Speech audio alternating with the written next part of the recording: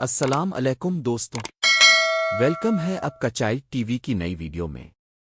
اگر ابھی تک اپنے ہمارے چینل کو سبسکرائب نہیں کیا تو جلدی جائیں، ہمارے چینل کو سبسکرائب کریں، شیئر کریں، لائک کریں اور بیل آئیکن کو دبائیں تاکہ ہر آنے والی نئی ویڈیو اب تک پہنچ سکے۔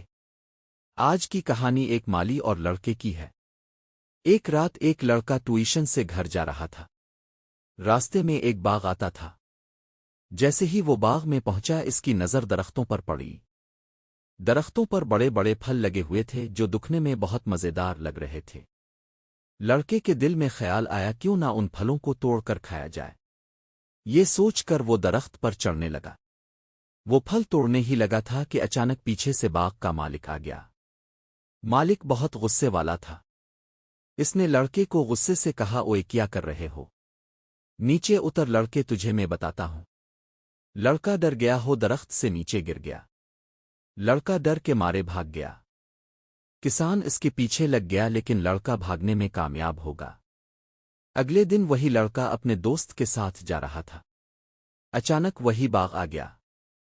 اس کے دوست نے درختوں کو دیکھا اور اس لڑکے سے کہا، وہ دیکھو کتنے بڑے بڑے مزیدار پھل لگے ہوئے ہیں، آؤ ہم انہیں توڑ کر کھاتے ہیں۔ لڑکے نے دوست کو منع کیا اور بتایا کہ اس باغ کا مالی بہت غصے والا ہے، اس نے ہمیں پکڑ لیا تو بہت مارے گا۔ لڑکے کے دوست نے اس کی ایک نہ سنی، وہ درخت پر چڑھنے لگا۔ باغ کا مالی درخت کے پیچھے چھپ کر انہیں دیکھ رہا تھا۔ اچانک مالی باہر نکلا۔ لڑکا مالی کو دیکھ کر بھاگ گیا۔ اس کا دوست بڑے مزے سے درخت پر چڑھ کر پھل اتار رہا تھا۔ باغ کے مالی نے اسے غصے سے اوز دی، اوئے نیچے آؤ، کیا کر رہے ہو؟ نیچے آ، تجھے میں بتاتا ہوں۔ لڑکے کا دوست مالی کی آواز سن کر ڈر گیا اور نیچے گر گیا۔ لڑکے کا دوست مالی کو دیکھ کر بھاگ گیا۔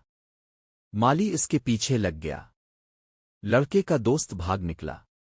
ایک دن وہی لڑکا اس باغ سے گزر رہا تھا۔ اچانک اس نے دیکھا ایک لڑکے کے پیچھے کتا لگا ہوا ہے۔ اس کو کتوں کا کافی علم تھا۔ وہ جانتا تھا کہ کتوں کو کیسے بھگاتے ہیں۔ اس نے کتے کو بھگا دیا اور اس نے بچے کا کتے سے بچایا۔